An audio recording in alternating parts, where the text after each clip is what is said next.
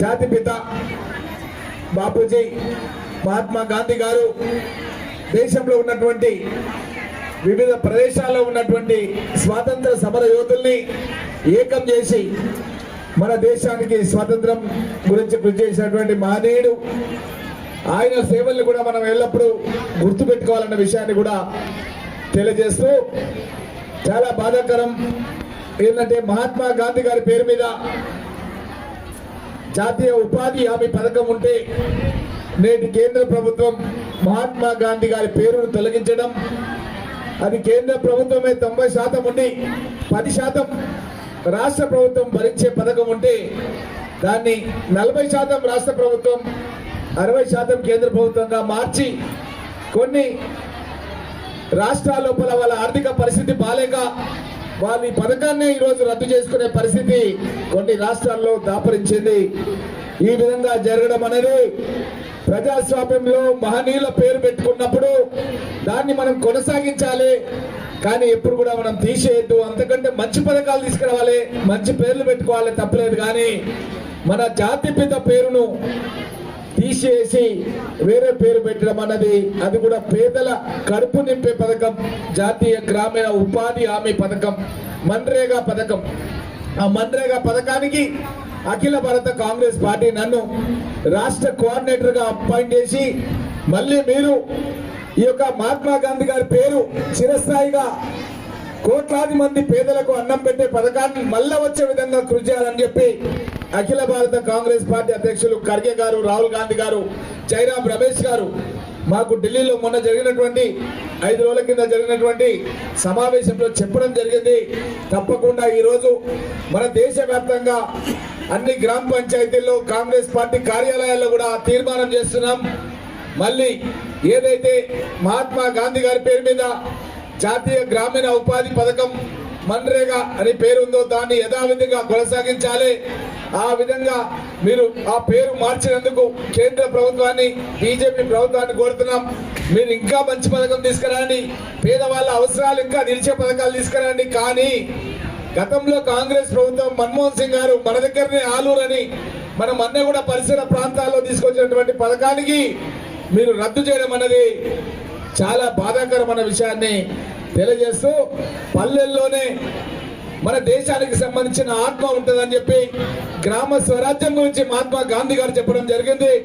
అలాంటి పథకాన్ని పల్లెల్లోంచి దూరం చేసే విధంగా వ్యూహరచన చేయడం అన్నది చాలా బాధాకరమైన విషయాన్ని కూడా తెలియజేస్తూ, అదేవిధంగా చిన్నారులు ఈ గణతంత్ర దినోత్సవ సందర్భంగా మన ఎంఈఓ గారు గోపాల్ గారు చాలా ప్రిపేర్డ్నెస్ తో ప్రతి సంవత్సరం అన్ని పాఠశాలలతో మాట్లాడి, అటు ట్రెస్మా కానీ ఇక్కడ ఉన్నటువంటి పెద్దలు సిద్ధాంతి పాఠశాల పంతులు, మన market committee chairman Parashuram Reddy గారు, కృష్ణ, ఇంకా చాలా మన లాల్ కృష్ణ, హనుమంతు ముదిరాజ్, ఇంకా ఉన్నటువంటి వేదిక మీద ఉన్నటువంటి చాలా మంది పెద్దలందరినీ కూడా మాట్లాడుతూ మంచి కార్యక్రమాన్ని, కొంతమంది స్పాన్సరర్స్ ని కూడా అటు మన ఇప్పుడే ఎజాజ్ కానీ అక్బర్ కానీ వాళ్ళందరూ కూడా క్రోడీకరించి మళ్ళా నెక్స్ట్ టైంకి మనం లంచ్ కూడా పెడదాం సార్. లంచ్ కూడా మన బ్రేక్ఫాస్ట్ కూడా పెట్టి ఇంకా పిల్లలకి మంచి ప్రోగ్రామ్ చేద్దామని చెప్పినాడు. తప్పకుండా ఆ విధంగా చేద్దామన్న విషయాన్ని తెలియజేస్తూ,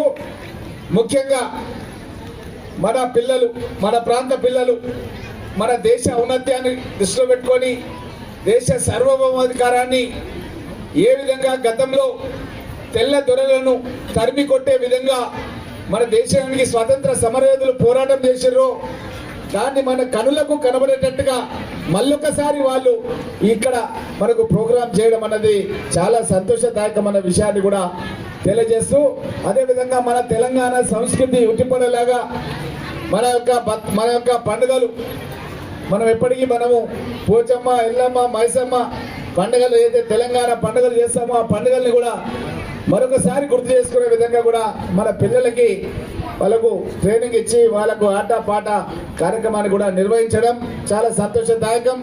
అదేవిధంగా మన పరిగి నియోజకవర్గ అభివృద్ధి గురించి ఒక వరల్డ్ క్లాస్ స్టూడెంట్స్ ని తయారు చేయాలని, వరల్డ్ క్లాస్ ఇన్స్టిట్యూషన్స్ మన పరిగిలో ఏర్పాటు చేయాలని నా యొక్క లక్ష్యం. అందులో భాగంగానే యంగ్ ఇండియా ఇంటర్నేషనల్ స్కూల్స్ అని మన పరిగిలోనే విద్యారణ్యపురి దగ్గర 200 కోట్ల రూపాయలతో schedule caste, schedule tribe, backward classes, minority students కి సువిశాలమైనటువంటి ఒక 25 ఎకరాల ప్రాంగణం లోపల ఒక్క రూపాయి కూడా ఫీజు లేకుండా ఇంతకుముందు నవభారత్ స్కూల్ నుంచి ముజఫర్ రెహమాన్ గారు ఒక విద్యార్థి శ్రీనివాస్తో ఇక్కడ మాట్లాడించడం జరిగింది. చాలా చక్కగా మాట్లాడిండు. పేదల యొక్క చదువుల గురించి మాట్లాడిండు, బడుగు వర్గాల యొక్క చదువుల గురించి మాట్లాడిండు. అలాంటి వాళ్ళు కూడా అంతర్జాతీయ స్థాయిలో, ప్రపంచ స్థాయిలో విదేశాలకు వెళ్ళి కూడా చదువుకోవాలంటే అలాంటి ఒక ఫౌండేషన్ మన పరిగిలో ఉండాలని యంగ్ ఇండియా ఇంటర్నేషనల్ స్కూల్ అనేది గౌరవ ముఖ్యమంత్రి రేవంత్ రెడ్డి గారు మన నియోజకవర్గానికి శాంక్షన్ చేసిండు. దాని పనులు కూడా మేము సిద్ధాంతి పార్సాద్ పంతులు, కృష్ణ, మేమంతా కూడా పరశురాం పోయి అక్కడ పనులు కూడా స్టార్ట్ చేసినాం. ఆ పనులు కూడా పెద్ద ఎత్తున జరుగుతున్నాయన్న విషయాన్ని తెలియజేస్తూ, అదే కాకుండా గతంలో మోడల్ స్కూల్స్ అని ప్రతి మండలంలో ఏర్పాటు చేసినాం. మన పరిగి మండలంలో జాఫర్పల్లి, మన పూడూరు మండలంలో ఎంకేపల్లి, ముజాయిద్పూర్ కులకచెల్లలో, అదేవిధంగా గండేడు మండలంలో వెన్నచెరు గ్రామంలో మోడల్ స్కూల్స్ అని ఇంటర్మీడియట్ వరకు ప్రభుత్వ స్థలంలో పక్కా భవనాలు కట్టి ఒక రూపాయి కూడా ఫీజు లేకుండా హాస్టల్ వసతి కూడా వాళ్ళకు మంచి హాస్టల్లో వాళ్ళ డైట్ ఫుడ్ కానీ వాళ్ళకి ఇచ్చే వసతులు కానీ కూడా గత ప్రభుత్వాల కంటే మెరుగ్గా ఉండే విధంగా ప్రస్తుత ప్రభుత్వం మీకు అందరు కూడా ఇవ్వడం జరిగిందన్న విషయాన్ని తెలియజేస్తూ, అదేవిధంగా మన ప్రాంతం లోపల ఎన్నో అభివృద్ధి కార్యక్రమాలు జరుగుతున్నాయి. మీకు అందరూ కూడా తెలుసు. నేను ఎమ్మెల్యే అయిన తర్వాత, కాంగ్రెస్ ప్రభుత్వం వచ్చిన తర్వాత మన ప్రాంతం నుంచి ఎవరైనా వికారాబాద్ పోవాలన్నా, షాద్ నగర్ పోవాలన్నా 4 లైన్ల రహదారి పనులు వేగవంతంగా జరుగుతున్నాయి. మధ్యలో ఎక్కడైతే బ్రిడ్జిలు వస్తాయో ఆ బ్రిడ్జిలు కూడా నిర్మాణం జరుగుతున్నాయి.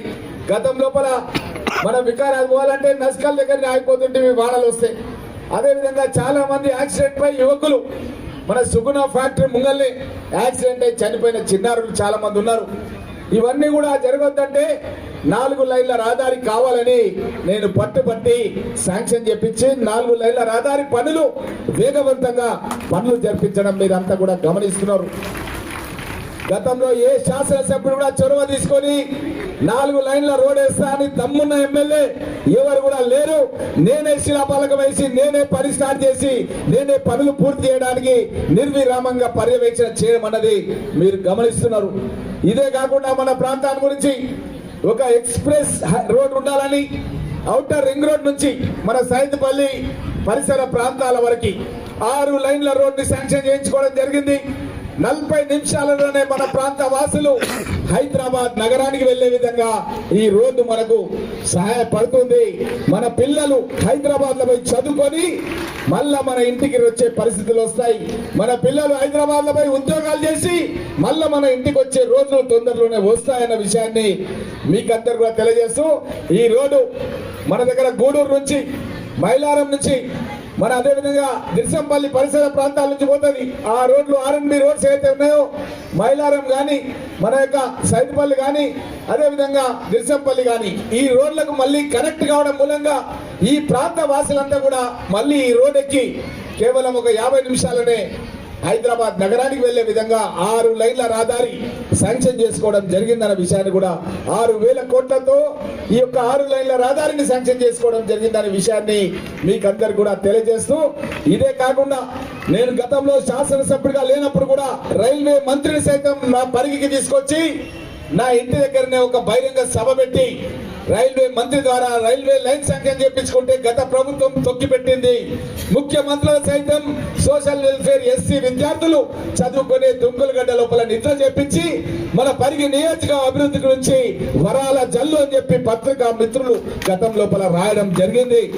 అవన్నీ కూడా గత ప్రభుత్వాలు తొక్కిపెడితే మళ్ళీ రేవంత్ రెడ్డి గారు ముఖ్యమంత్రి అయిన తర్వాత రైల్వే లైన్ కు సంబంధించిన 450 కోట్లు శాంక్షన్ చేపించి భూసేకరణ గురించి మన నస్కల్ రైల్వే స్టేషన్ వస్తుంది, వికారాబాద్ నుంచి ప్రారంభమై పరిగి రైల్వే స్టేషన్ వస్తుంది, విద్యారణ్యపురి లోపల ఇవన్నీ కూడా కొడంగల్, నారాయణపేట్, మక్తల్ వరకు కృష్ణా లైన్ కు అది కనెక్ట్ అవుతుంది. మన పరిగి విద్యార్థులు హైదరాబాద్ పోయి చదువుకోవాలంటే ఉస్మానియా యూనివర్సిటీకి వెళ్ళి చదువుకోవచ్చు. వాళ్ళకు 300 రూపాయలకే పాసులు ఇచ్చి వాళ్ళు హైదరాబాద్ లో చదువుకొని మళ్ళా మన ఇంటికి వస్తారు. అదే విధంగా ఉద్యోగాలు చేసి మన ఇంటికి రావచ్చే పరిస్థితి తొందరలోనే వస్తుంది. ఇది ఎక్కువ కాలం పట్టదు. ఎందుకంటే భూసేకరణ కూడా కేబినెట్ ఆమోదం పొంది 450 కోట్ల రూపాయలు శాంక్షన్ చేయడం జరిగింది. 3000 కోట్ల రూపాయలతో ఈ యొక్క రైల్వే లైన్ నిర్మాణం కొనసాగుతుంది. గంటకు 160 కిలోమీటర్ల స్పీడ్ తో నడిచే ఈ సౌత్ సెంట్రల్ రైల్వే లైన్ కేవలం 40-50 నిమిషాల్లో మన పరిగి ప్రాంత వాసులను హైదరాబాద్ నగరానికి తీసుకెళ్తారు అన్న విషయాన్ని తెలియజేస్తూ ఈ రోజు హైదరాబాద్ నగరం అనేది ఒక గ్లోబల్ సిటీగా ఎస్టాబ్లిష్ అవుతుంది. గౌరవ ముఖ్యమంత్రి గారు నేను అమెరికాకి వెళ్లి విదేశీ పెట్టుబడులు తీసుకురావడం జరిగింది. తొందరలోనే మన పరిగి కూడా ముఖ్యమంత్రి గారు రావాలని నేను అడగడం జరిగింది. మహబూబ్ నగర్ మీటింగ్ లోపల అడగడం జరిగింది. ఇప్పుడు అమెరికాలో ఉన్నారు. తొందరలోనే వచ్చిన తర్వాత మన పరిగి పట్టణానికి వచ్చే అవకాశాలు ఉన్నాయి. పరిగి నియోజకవర్గం పరిగి మున్సిపాలిటీకి ఎన్నైతే కోరికలు కావాలని మనం అనుకుంటున్నామో అవన్నీ కూడా శాంక్షన్ చేపించే బాధ్యత నేను తీసుకుంటా అని మీ శాసనసభ్యుడిగా సగర్వంగా తెలియజేస్తూ, అదే విధంగా మన అప్పా జంక్షన్ నుంచి మన్నెగూడ వరకు 300 మంది యాక్సిడెంట్స్ అయి చనిపోయారు. ఎంతో మంది మంత్రులు వచ్చిండ్రు పోయిండ్రు, ఎమ్మెల్యేలు వచ్చిండ్రు పోయిండ్రు. ఎవరు కూడా దాని మీద ధ్యాస పెట్టలేదు. ఎవరైతే కోర్టులో వేసిండ్రో పర్యావరణని నా ఇంటికి పిలిపించుకొని ముఖ్యమంత్రి గారి ఆదేశాలతో ఆ కోర్టు కేసు విరమణ చేపించి శరవేగంగా పనులు జరిపిస్తున్నాం. మీరందరూ కూడా గమనిస్తున్నారు. మన్నెగూడ నుంచి మీరు హైదరాబాద్ పోతుంటే రోడ్డు పనులు ఏ విధంగా జరుగుతున్నాయి, అది ఎవరు చేసారు అనేది మీకు అందరు కూడా తెలుసు. ఇదే కాకుండా ఇప్పుడు మన్నెగూడ నుంచి రావులపల్లి వరకు కూడా 4 లైన్ల రోడ్డు ఆల్రెడీ దానికి సంబంధించిన డీటెయిల్ ప్రాజెక్ట్ రిపోర్ట్ శాంక్షన్ అయింది. తొందరలోనే ఈ రోడ్డు కూడా 4 లైన్ల రోడ్డు కాబోతుంది. పరిగికి తప్పకుండా బైపాస్ తీసుకొచ్చి పరిగి ప్రాంతంలో టౌన్ లో ఎలాంటి ఇబ్బందులు లేకుండా ట్రాఫిక్ పొల్యూషన్ ప్రాబ్లం లేకుండా కూడా చేయడం జరుగుతుందన్న విషయాన్ని కూడా తెలియజేస్తూ, ఇదే కాకుండా మన ప్రాంతంలో 2 పారిశ్రామిక వాడలు ఏర్పాటు చేయాలని, ఒకటేమో పరిగి మండలంలో కాళ్ళపూర్ దగ్గర, ఒకటేమో మన దోమ మండలం లోపల అనంతరెడ్డిపల్లి దగ్గర. అక్కడ ఈ 2 పారిశ్రామిక వాడలు ఎట్లయితే మనం Rakancherla Nancherla Telangana industrial infrastructure corporation ద్వారా ఎస్టాబ్లిష్ చేసినామో ఇలాంటి 2 పారిశ్రామిక వాడలు పెట్టి మన ప్రాంతంలో ఉన్న నిరుద్యోగ యువకులకు యువతులకు మహిళలకు ఉద్యోగ అవకాశాలు కల్పించి ఆ యొక్క ఫ్యాక్టరీలలో ఉద్యోగాలు ఇచ్చి బస్సులు కూడా ఏర్పాటు చేసి వాళ్ళ నివాస స్థలాల నుంచి వాళ్ళని తీసుకొని పోయి ఆ ఫ్యాక్టరీలలో జాబ్స్ వచ్చే విధంగా కూడా కృషి చేయడం జరుగుతున్న విషయాన్ని కూడా తెలియజేస్తూ, అదేవిధంగా నస్కల్, సైద్పల్లి, సుల్తాన్పూర్, అదేవిధంగా ఈ యొక్క గ్రామాలన్నీ కూడా మన మున్సిపాలిటీలో కలపడం జరిగింది. మన నస్కల్ లోపల ఒక అడ్వాన్స్ ట్రైనింగ్ సెంటర్ 45 కోట్ల రూపాయలతో వివేక్ వెంకటస్వామి గారి ద్వారా ఫౌండేషన్ స్టోర్ వేసుకున్నాం. తొందరలోనే దాన్ని పూర్తి చేసి ఈ ప్రైవేటు పరిశ్రమలకు కానీ ప్రభుత్వ పరిశ్రమలకు కానీ నేవీ ప్రాజెక్టు 3000 కోట్ల రూపాయల ప్రాజెక్టు మన దేశంలోనే మిలిటరీ ఎయిర్ ఫోర్స్ ఎట్లనో నేవీ అసొంటిది. అలాంటి నేవీ మన ప్రాంతానికి రావడం అంటే మన గర్వకారణం. మా ఇంట్లో మా అన్న ఎయిర్ ఫోర్స్ లో ఉండే, మా చిన్న ఆయన ఆర్మీలో ఉండే, ఆయన పాకిస్తాన్ వార్ చైనా వార్లో పోరాటం చేసిండు. నేను కూడా చిన్నప్పటి నుంచి భారత్ స్కౌట్స్ అండ్ గైడ్స్ ఎన్సీసీలో ఉండి నేను కూడా పోవాలని అనుకున్నా. కానీ నా అదృష్టవశాత్తు నేను పోకుండా నేను మన నియోజకవర్గానికి కొన్ని వందల మంది వేల మంది పనిచేసే మిలిటరీకి సంబంధించిన నేవీకి సంబంధించినటువంటి ప్రాజెక్టు మన పూడూరు మన పరిగి నియోజకవర్గానికి తీసుకురావడం జరిగింది. తద్వారా అక్కడ మంచి ఒక ఇంటర్నేషనల్ స్కూల్ వస్తుంది. దాంట్లో కూడా 15% మన విద్యార్థులకు కూడా కోటా ఉంటుంది. మన స్థానికులకు కూడా ఉద్యోగాలు కూడా రాబోతున్నాయన్న విషయాన్ని కూడా తెలియజేస్తూ, ఈ విధంగా మనం రైతు బిడ్డలం వ్యవసాయం చేసే ప్రాంతం మనది. మనకు సాగునీరు తాగునీరు చాలా అవసరం. గతంలో రాజశేఖర రెడ్డి గారు ముఖ్యమంత్రిగా ఉన్నప్పుడు వికారాబాద్ బ్లాక్ గ్రౌండ్ లో ప్రాణహిత చెవెళ్ళ వరకే కాదు పరిగి వరకు కావాలని స్థానిక కార్యకర్తల్ని నాయకుల్ని తీసుకెళ్లి అక్కడ స్లోగన్స్ ఇప్పించిన. మీటింగ్ అయిపోయి ముఖ్యమంత్రి గారు వెళ్ళిపోతుండ్రి. ఆ స్లోగన్స్ ఇస్తే అడిగిండు నన్ను ముఖ్యమంత్రి రాజశేఖర రెడ్డి గారు. అప్పుడు ఏం స్లోగన్స్ ఇస్తున్నారంటే నేను చెప్పిన, ప్రాణహిత చెవెళ్ళ జలాలు చెవెళ్ళ వరకే కాదు పరిగి వరకు కావాలంటే వెంటనే రామ్మోహన్ అడుగుతున్నాడు, ప్రాణహిత చెవెళ్ళ పరిగి వరకు పొడిగిస్తున్నామని చెప్పి ఆ రోజు స్పష్టమైన ప్రకటన చేసిండు. ఇవి గోదావరి జలాలు. అదేవిధంగా కృష్ణా జలాల గురించి అప్పటి కాంగ్రెస్ ముఖ్యమంత్రి కిరణ్ కుమార్ రెడ్డి గారు తాను జీవో ఇవ్వడం జరిగింది 2013లో. కానీ గత ప్రభుత్వం మన ప్రాంతంలో ఎలాంటి పనులు చేయలేదు. ఇప్పుడు కాలువల ద్వారా తీసుకొచ్చి మన సైదుపల్లి దాటిన తర్వాత కొందూరుగు పరిసర ప్రాంతాల లోపల ఈ యొక్క కొందూరుగు పరిగి లక్ష్మీదేవిపల్లి అనే సాగునీటి ప్రాజెక్టు కట్టి ఈ గోదావరి కృష్ణ నదులను సంగమం చేసి, ఇది ఎత్తైన ప్రదేశం. ఏ ప్రాంతానికైనా అది షాద్నగర్ కావచ్చు, ఇటు చెవెళ్ళ కావచ్చు, పరిగి వికారాబాద్ తాండూరుకి వ్యవసాయదారులకు సాగునీరు ఇచ్చి అదేవిధంగా తాగునీరు కూడా ప్రజలకు ఇచ్చే విధంగా వ్యూహరచన చేస్తున్నాం. ఇది గవర్నర్ ప్రసంగంలో నేను గత శాసనసభ సమావేశాల్లో పెట్టించడం జరిగింది. భూసేకరణ కూడా తొందరలో చేయడానికి నా సహచర శాసనసభ్యుల సంతకాలు నా లెటర్ ప్యాడ్ మీద నేనే తీసుకొని దాన్ని ఉత్తమ్ కుమార్ రెడ్డి గారికి గౌరవ ముఖ్యమంత్రి గారికి ఇచ్చినాను. తొందరలోనే భూసేకరణ చేసి ఆ పనులు కూడా ప్రారంభిస్తాం. మన ప్రాంతంలో 500 చెరువులు ఉన్నాయి.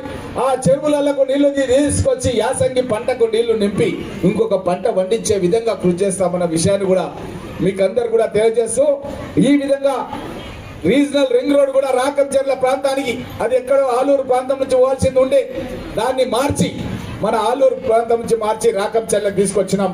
ఇప్పుడు ఇక్కడ నుంచి ఏ జిల్లాలకు పోవాలన్నా సరే, ఎట్లయితే అవుటర్ రింగ్ రోడ్ ఉందో రీజనల్ రింగ్ రోడ్ ద్వారా సంగారెడ్డి పోవాలన్నా, నల్గొండ పోవాలన్నా, నిజామాబాద్ పోవాలన్నా, కరీంనగర్ పోవాలన్నా, హైదరాబాద్ నగరానికి పోకుండా మనం సిటీని టచ్ చేయకుండానే ఇతర జిల్లాలకు పోయే విధంగా ఈ యొక్క రీజనల్ రింగ్ రోడ్ 36,000 కోట్ల రూపాయలతో ఏర్పాటు చేయడం జరుగుతుంది. ఈ యొక్క రీజనల్ రింగ్ రోడ్ చుట్టూ కూడా ఒక ట్రైన్ ఫెసిలిటీ ఉంటది. ఇప్పుడు నేను చెప్తున్నటువంటి పథకాలన్నీ కూడా కలిసి 60,000 కోట్ల రూపాయల పథకాలను గత 20 సంవత్సరాల నుంచి మీ అందరి యొక్క సహకారంతోన నేను ఒక ఉస్మానియా యూనివర్సిటీ PhD చదివినటువంటి డాక్టరేట్ చదివినటువంటి వ్యక్తిని, నా ప్రాంతాన్ని ఒక అభివృద్ధి చెందిన నియోజకవర్గంగా మార్చుకోవాలి, తద్వారా ఒక ఆదర్శ నియోజకంగా మారాలి, మా ప్రాంతంలో ఉన్న విద్యార్థులు అంతర్జాతీయ స్థాయి విద్యార్థులు కావాలని ఎన్నో ప్రాజెక్టులు సాధించడం జరిగింది. తప్పకుండా మీరు చూస్తుంటారు. ఒక సంవత్సరంలోనే విద్య, వైద్యం, ఉపాధి రంగాల లోపల పరిగి నియోజకవర్గంలో పెను మార్పులు రాబోతున్నాయి. మన పరిగి హాస్పిటల్ను గతంలో నేను, ఇప్పుడున్నటువంటి బిల్డింగ్ నేనే 2014లో ఎమ్మెల్యే అయినప్పుడు కట్టేయడం జరిగింది. ఇప్పుడు 27 కోట్లు పెట్టి పరిగి హాస్పిటల్ను అన్ని శాస్త్ర చికిత్సలు చేసే విధంగా, అన్ని వైద్య పరీక్షలు, డయాగ్నోస్టిక్ పరీక్షలు చేసే విధంగా అభివృద్ధి పదవులోకి తీసుకొస్తున్నామన్న విషయాన్ని కూడా తెలియజేస్తూ, అదేవిధంగా పరిగి మున్సిపాలిటీ భవనాన్ని కూడా 8 కోట్ల రూపాయలతో నిన్ననే కాంట్రాక్ట్ అవార్డైంది. రేపు దాని ఫౌండేషన్ ఆల్రెడీ మనం గతంలో సీతక్క ద్వారా వేసుకున్నాం. భూమి పూజ కార్యక్రమం కూడా రేపు ఉదయం 8 కోట్ల రూపాయల పరిపాలన భవనాన్ని అత్యద్భుతంగా మన పరిగి పట్టణంలో నిర్మించబోతున్నామన్న విషయాన్ని కూడా తెలియజేస్తూ, ఇదే కాకుండా పరిగి మున్సిపల్ లిమిట్స్ లోపల ఒక 50 కోట్ల రూపాయలతో అన్ని కాలనీస్ కి, అన్ని ప్రాంతాలకు కావలసినటువంటి PT రోడ్లు కానీ, CC రోడ్లు కానీ, ఐమాస్ లైట్లు కానీ, డ్రింకింగ్ వాటర్ కానీ ఇవన్నీ కూడా ఆల్రెడీ శాంక్షన్స్ అయిపోయి పెద్ద ఎత్తున అభివృద్ధి కార్యక్రమాలు జరుగుతున్నాయి. గత 15 రోజుల నుంచి పరిగిలో పనుల జాతర మీరు చూడండి. ఏ నియోజకవర్గంలో ఎక్కడ లేని విధంగా ప్రతిరోజు కూడా అభివృద్ధి కార్యక్రమాల పనుల జాతర అనేది పరిగి నియోజకవర్గంలో జరుగుతుంది. ఎక్కడ చూసినా అదే చర్చ జరుగుతుంది. ఎక్కడ లేని అభివృద్ధి పరిగి నియోజకవర్గంలో జరుగుతుందని చెప్పి చర్చ జరుగుతుంది. ఇంకా మునుముందు కూడా ఈ చర్చ ఇంకా పెద్ద ఎత్తున జరుగుతుంది.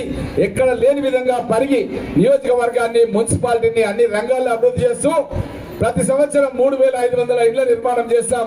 ఇప్పుడు 3,500 నిర్మాణం కొనసాగుతుంది. మేము మొన్ననే 2 రోజుల కింద సిద్ధాంతి పంతులు గారు, నేను, అదేవిధంగా మన గతంలో ఫ్లోర్ లీడర్గా ఉన్నటువంటి శ్రీనివాస్ పవర్, అయ్యూబు అందరూ కూడా వెళ్ళి అక్కడ ఇళ్ళది గృహప్రవేశ కార్యక్రమం కూడా చేసినాం మన తుంగులగడ్డ లోపల. అట్లా ఎన్నో కృష్ణమ్మ గుడి ప్రాంతం లోపల, ఈ విధంగా ఎన్నో ప్రాంతాల లోపల ఇల్లు కట్టే కార్యక్రమం చేస్తున్నాం. అదే విధంగా ఇల్లు కట్టడం ఒకటే కాదమ్మా, ఆ ఇంట్లో ఉండేటటువంటి ఇంటికి కరెంటు ఉచితంగా ఇవ్వడం, దానికి సంబంధించినటువంటి లెటర్స్ తీసుకొచ్చినాం. మా నాయుడు గారు ఇక్కడే ఉన్నారు. మన ఏడీ, మన కరెంట్ డిపార్ట్మెంట్ నియోజకవర్గానికి మొత్తం కూడా చూసే ఏడీ నాయుడు గారు. ఒకసారి నాయుడు గారు, మన భక్తి విక్రమార్క గారు మనకు 1000 కోట్ల రూపాయలు ఇచ్చిండు. మన జిల్లాలో ఎక్కడ కూడా లేదు 400 kVA సబ్స్టేషన్. మన జిల్లాలో పరిగికి తీసుకొచ్చాను నేను 400 kVA సబ్స్టేషన్. అది ఏ నియోజకవర్గంలో లేదు, కేవలం పరిగిలోనే ఉంది. ఇది నేను గతంలోనే శాంక్షన్ చేపించుకుంటే అప్పుడున్న పాలకులు దాన్ని తొక్కి పెట్టిండ్రు.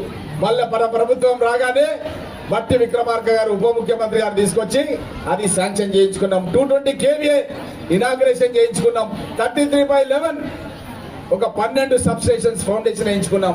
ఇప్పుడు మీకు ఈ పత్రాలు ఇస్తున్నాం. ఇక్కడ ఉన్నటువంటి మహిళా సోదరిమణులందరికీ కూడా, ఎవరైతే కరెంట్ కన్స్యూమర్స్ ఉన్నారో అందరికి కూడా ఈ పథకంలో ఏముందమ్మా అంటే, కింద మీ సర్వీస్ నెంబర్ ఉంది, మీ ఇంటికి కరెంటు మీటర్ దగ్గర ఉండే సర్వీస్ నెంబర్ ఉంది, పైన పేరు ఉంది ఆయేషా బేగం.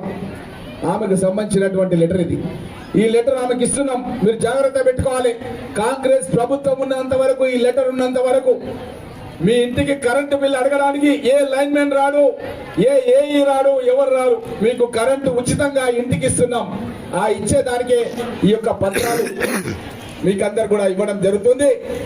ఆ విధంగా ఇల్లు కట్టియడం, ఇంటికి కరెంటు ఉచితంగా ఇవ్వడం, అదే విధంగా ఇంట్లో ఉండే పేద ప్రజలకు భోజనం కూడా ఉచితంగా పెట్టాలంటే సోనా మసూరి బియ్యాన్ని ఒక్కొక్క వ్యక్తికి 6 కిలోల చొప్పున 5గురు ఉంటే 30 కిలోల సోనా మసూరి బియ్యాన్ని ఇచ్చి, అదే కాకుండా ఆ యొక్క కుటుంబంలో ఉన్నటువంటి ఎవరైతే విద్యార్థులు చదువుకోవాలంటే వాళ్ళకు మంచి స్కూల్స్ ఏర్పాటు చేయడం, ఇంతకుముందు చెప్పడం జరిగింది. యంగ్ ఇండియా ఇంటర్నేషనల్ స్కూల్స్ 200 కోట్లు పెట్టి, అదే కాకుండా ఇంట్లో ఉండే రైతులకు 2 లక్షల రూపాయల వరకు వాళ్ళు అప్పులు చేసి బ్యాంకులో కట్టలేని పరిస్థితిలో ఉంటే 2 లక్షల రూపాయల వరకు రుణమాఫీ చేసి, అదే విధంగా ఎవరైనా సరే రైతులు వ్యవసాయం చేయాలంటే పెట్టుబడి సాయం కింద వాళ్ళకు కూడా 12,000 రూపాయలు ఎకరానికి ప్రభుత్వం నుంచి పెట్టుబడి సాయం కూడా రైతులందరూ కూడా ఇవ్వడం. గత ప్రభుత్వం లోపల చారణ అని 3 సార్లు వాళ్ళు రైతులకు అప్పు మాఫీ చేస్తామని ఒక చారణ చేయకుండా అది వడ్డీ మాఫీ పథకంగా మారింది తప్ప అది అసలు మాఫీ పథకం కాదు. కాంగ్రెస్ ప్రభుత్వం వచ్చిన తర్వాతనే మనం వాళ్ళందరూ కూడా 2 లక్షల రూపాయల వరకు రుణమాఫీ చేసినాం. భూమి లేని నిరుపేదలు కూడా చాలా మంది ఉంటారు, అలాంటి వాళ్ళ గురించి కూడా ఆలోచన చేసినాం. చంద్రయ్య అనేవాడు నస్కల్ నుంచి, సార్ భూములు ఉన్న వాళ్ళకు బాగానే ఇస్తున్నారు సార్, కానీ మాలాంటి వాళ్ళకు పేదవాళ్లకు మీరు ఏదైనా కూలీలకు కూడా ఏదైనా పథకం ఇస్తే బాగుంటది. అప్పుడు మీరు మహాత్మా గాంధీ జాతీయ గ్రామీణ ఉపాధి పథకం తెచ్చిర్రు, కానీ భూమి లేని వాళ్ళకు కూడా ఏదైనా డబ్బులు ఇస్తే బాగుంటది అంటే కాంగ్రెస్ ప్రభుత్వం ఆలోచన చేసి 12,000 రూపాయలు ఇందిరమ్మ ఆత్మీయ భరోసా కింద భూమి లేని నిరుపేదలకు కూడా ఇవ్వడం జరుగుతుందన్న విషయాన్ని తెలియజేస్తూ, ఈ విధంగా పేద ప్రజల సంక్షేమం గురించి ఇన్ని పథకాలు తీసుకొస్తూ ఇందిరమ్మను ఆదర్శంగా తీసుకొని రోటీ కపడా ఆర్ మకాన్, తినడానికి తిండి, ఉండడానికి ఇల్లు, కట్టుకోవడానికి బట్ట, పేదవాళ్ళ యొక్క కనీస అవసరాలను గుర్తించిన ఇందిరమ్మను ఆదర్శంగా తీసుకొని మన గౌరవ ముఖ్యమంత్రి రేవంత్ రెడ్డి గారు ఇల్లు కట్టియాలని, ఉపాధి హామీ పథకంలో కూలీలకు వాళ్ళ యొక్క పూట గడవడానికి సహాయం చేయాలని, వాళ్ళకు బట్టలు ఇవ్వాలని చెప్పి ఇందిరమ్మ చీరలు తీసుకొని వచ్చినాం. ఇప్పుడు ఆ బట్టలు గతంలో ఇచ్చిన చీరలు కావమ్మా. గతంలో మనము పందులు రాకుండా ఏదైతే మనకి చైన్లకు మనము బార్డర్లో కట్టుకుంటున్నామో ఆ చీరలు కావమ్మా. మీరు చూస్తున్నారు, మంత్రులు ఐఏఎస్ అధికారులు కూడా ఆ చీరలు కట్టుకుంటున్నారు. 2 చీరలు అందరికి కూడా ఇవ్వడం జరుగుతుంది. 2 కోట్ల రూపాయల చీరలకు ఆర్డర్ ఇచ్చినాం. అవి గుజరాత్ చీరలు కిలోలలో మోసేటివి కావమ్మా. నేత చీరలువి తయారు చేయడానికి సమయం పడుతుంది కాబట్టి ఈ రోజు ఎన్ని ప్రింట్ అయి వస్తుంటే అన్ని ఇస్తున్నాం, ఎన్ని తయారై వస్తే అన్ని ఇస్తున్నాం. దశల వారీగా ప్రతి ఒక్కరికి కూడా 2 చీరలు ఇవ్వడం జరుగుతున్న విషయాన్ని కూడా మీ అందరికీ కూడా తెలియజేస్తూ, అదే విధంగా మీ